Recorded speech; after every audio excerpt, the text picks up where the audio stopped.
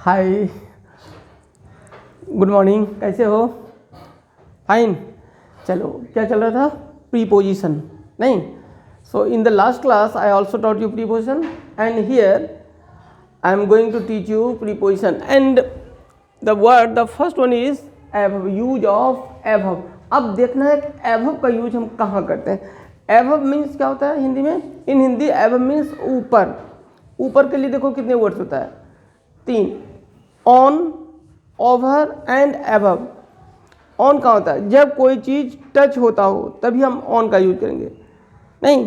An old woman is carrying a basket on her head. बुढ़िया माथे पर अंडे की टोकरी में लेकर जा रही है। An old woman is carrying a basket of eggs on the head. माथे पर, यहाँ मतलब क्या? टच हो रहा है। ओवर मीन्स होता है थोड़ा ऊपर। The fan is moving over our heads. सिर के, हमारे लोगों के माथे के ऊपर, सिर के ऊपर पंखा घूम रहा है। ये क्या? ओवर। और एभव होता है जब बहुत दूर। फॉर एग्जाम्पल, और एभव का use, above is also use in many ways, बहुत तरह से होता है। But here you have listen to the poem. It's a very simple poem, and when you were a child, when you were children, जब आप लोग बच्चे होंगे, एक पोएम पढ़ा होगा, क्या? Twinkle twinkle little star. वहाँ देखना एभव का यूज कहाँ हुआ है कि twinkle twinkle little star, how I wonder what you are, up above the world so high like a diamond in the sky. Up above, above का वहाँ use किया। एभव मतलब दूर। अब देखना है एभव। और ओवर क्या होता है? थोड़ा। ऑन हो गया ऊपर। This pen is on the table. ये टेबल, ये pen, this pen is on the table, ये टेबल पर है, मीन्स टच हो रहा है, डिपेंड करता है उस पर। और over, birds are hovering over flowers. चिड़ियाँ फूलों पर मंडरा रही हैं, मतलब क्या? उससे थोड़ा हट के, नहीं? और एभव बहुत दूर, बहुत ऊंचे पर। लेकिन एभव का यूज और भी होता है।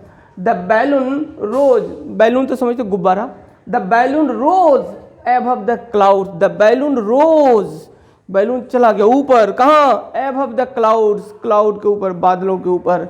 ये क्या है? ज़्यादा डिस्टेंस के लिए, ज़्यादा हाई के लिए, किसी चीज़ से के और ऊपर बताने के लिए ओवर का यूज, एभव का यूज हुआ था। ओवर होता है कम ऊंचा, और ये ज़्यादा। The balloon rose above the clouds. Balloon कहाँ गया? ऊपर। किसके ऊपर? बादलों के ऊपर। You got above your friend in the class. अब देखो एभव का मीनिंग और भी होता है। You got above your friend, तुमने अपने दोस्त से अच्छा किया, कहाँ? क्लास में। एभव का मीनिंग यहाँ क्या हो गया? किसी चीज़ से दूर, आगे। तुम्हारे फ्रेंड के इतना मार्क्स है, तुमको उससे ज़्यादा आया, उसका रैंक ये है, तुम्हारा और ज़्यादा आगे आया। इस सेंस में भी एभव का यूज होता है। एंड द नेक्स्ट वन, और देखो एभव कहाँ होता है?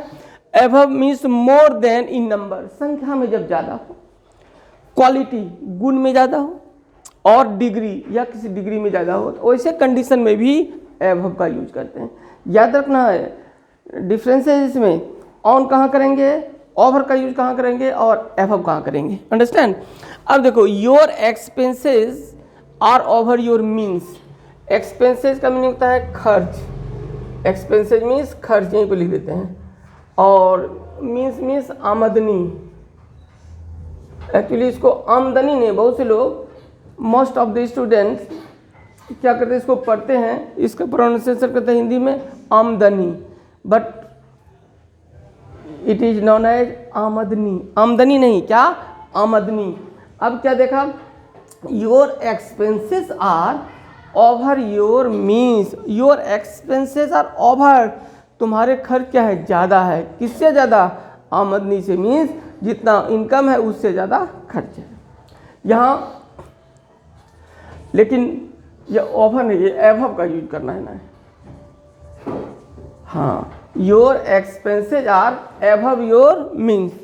अब देखो, there are above 50 students in the class. There are above 50 students, 50 से ज़्यादा छात्र कहाँ है? क्लास में है। या ऐसे सेंस में भी एभव का यूज होता है। और दूसरे से मोर देन भी लिखते हैं उसे अधिक के लिए। अब use of below. Below means होता है नीचे। नीचे मतलब क्या? Lower than. He is below age for service. He is below, वो नीचे है, किस में? एज में, उम्र में। फॉर सर्विस, इट मीन्स नौकरी के लिए जितनी एज की ज़रूरत है उससे उसका एज कम है। He is below age for service, understand. The boy is below age for admission, full stop होगा। The boy is below age, बच्चा क्या है, एज में कम है, किसी के लिए, फॉर एडमिशन मीन्स एडमिशन के लिए जितने उम्र की ज़रूरत है उससे कम है, जितने आयु की ज़रूरत है उससे कम है। She was below age for marriage, marriage means क्या हुआ, शादी। She was below age for marriage means शादी के लिए जो उम्र है उससे उसकी उम्र भी कम है। तो सी है, तो सी मीन्स लड़कियों के लिए जो है, फॉर गर्ल, लड़की के लिए, और लड़की के लिए हुआ मैरिज का एज कितना है, 18 ईयर्स। 18 ईयर्स है तभी तो मैरिजेबल होते हैं, शादी की होगी। इसका मतलब उस लड़की की उम्र भी 18 साल से कम है, शादी के लायक नहीं है, understand. Next below, below means less than, below का और एक यूज, यहाँ क्या देखा, बिलो का नीचे ही कोई चीज़ से नहीं। अब यहाँ बिलो का मीनिंग तक कोई चीज़ में कम, less than. The number was below 2000। हम लोग कहते हैं अरे बहुत ज़्यादा भीड़ थी, या कोई मीटिंग हो रही है या कोई सभा हो रही है, तो उसमें कहते हैं आदमी ज़्यादा नहीं था। द नंबर वॉज बिलो 2000, 2000 से कम ही था। The number of beautiful girls there was below 50, वहाँ सुंदर लड़कियों की संख्या कितनी थी, बिलो 50, 50 से कम। यानी ये वहाँ मतलब क्या, मान लो कि ब्यूटी कंटेस्ट चल रहा है, वहाँ सुंदर से लड़कियों का जमावड़ा है, अब ब्यूटी कंटेस्ट चल रहा है, वहाँ एक नज़र डालते हो लगता है अरे ज़्यादा नहीं, 50 से कम ही सुंदर लड़कियाँ होंगी, अंडरस्टैंड। ये क्या हुआ, the number of beautiful girls there was below 50, 50 से कम थी। The number of intelligent students in the class, ये क्लास में तेज विद्यार्थियों की संख्या क्या है,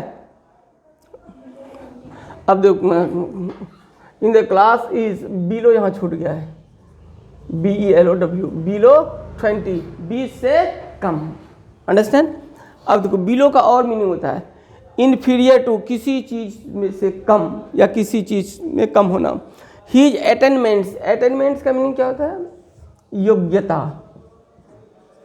योग्यता। His attainments are below yours, his attainments, कि उसकी योग्यता तुमसे कम है, उसकी योग्यता तुमसे कम है।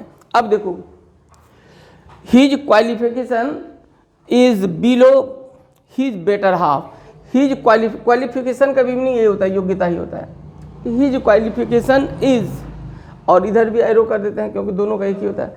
His qualification is below his better half, कि उसकी योग्यता उसकी पत्नी से कम है। यहाँ बिलो का क्या मीनिंग हुआ, कम।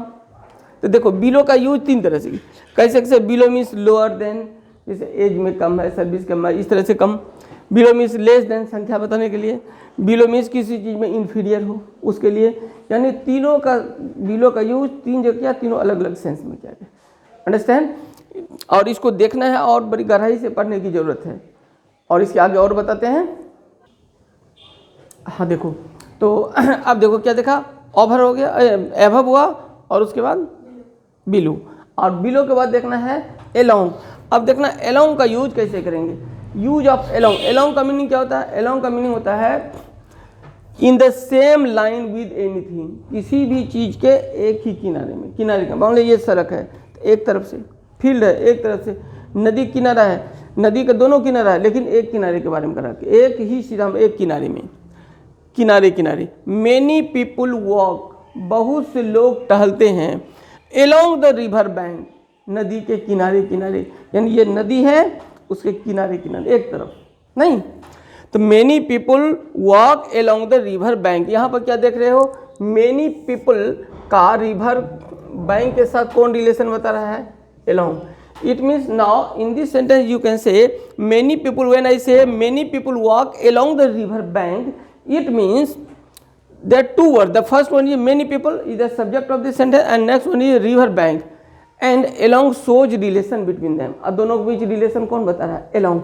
So along became a preposition. along क्या हो गया, preposition. तो देखना क्या है, many people walk, बहुत से लोग टहलते हैं, कहाँ, along the river bank, नदी के किनारे किनारे, every day, प्रतिदिन।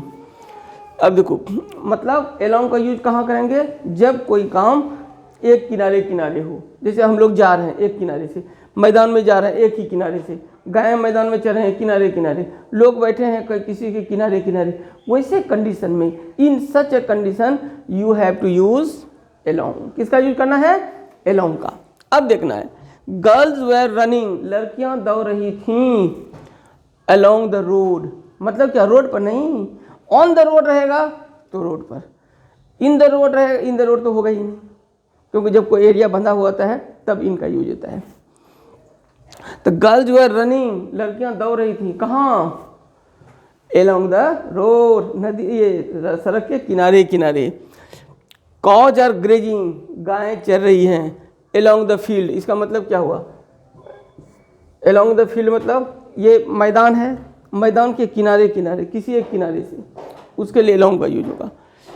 कॉज आर ग्रे, हाँ, बॉयज आर सिटिंग, लड़के बैठे हैं, अलोंग द ब्रिज, पुल के किनारे किनारे, मतलब ये पुल है तो पुल पर कभी कभी देखते हो क्या है, दोनों तरफ बैठने का जगह दिया जाता है, नहीं, लड़के लोग कहाँ बैठे हैं? एक किनारे में नहीं, एक ही तरफ बैठे हैं, उस कंडीशन में किसका यूज होगा? अलोंग। अलोंग का मतलब क्या समझा? जब यूज इसका करेंगे एक तरफ से कहीं पर भी, यानी किनारे किनारे, उस कंडीशन में हम लोग किसका यूज करेंगे? अलोंग का। अंडरस्टैंड? यहाँ तक समझने में कोई प्रॉब्लम नहीं ना? अब इसको क्या करना है, जितना इसके पहले भी प्रीपोजिशन पढ़ा है सबको तैयार करना है, और अभी जो पढ़ा रहे हैं कौन प्रीपोजिशन है? Simple preposition. और इसके पहले भी मैंने बताया था, you know there are two types of preposition, simple preposition and complex preposition, that you know. A simple preposition क्या होता है? A simple preposition is of one word and complex preposition is of more than one word. जो एक से अधिक word का होगा that is a complex preposition, और जो सिंगल वर्ड का होगा, एक वर्ड का होगा, वो कौन प्रीपोजिशन होगा? कौन प्रीपोजिशन? Simple preposition. तो यहाँ देखना क्या है, ये सिंपल प्रीपोजिशन को पढ़ा रहे हैं और कॉम्प्लेक्स प्रीपोजिशन याद करना है। अंडरस्टैंड? तैयार हो जाएगा? Okay, bye.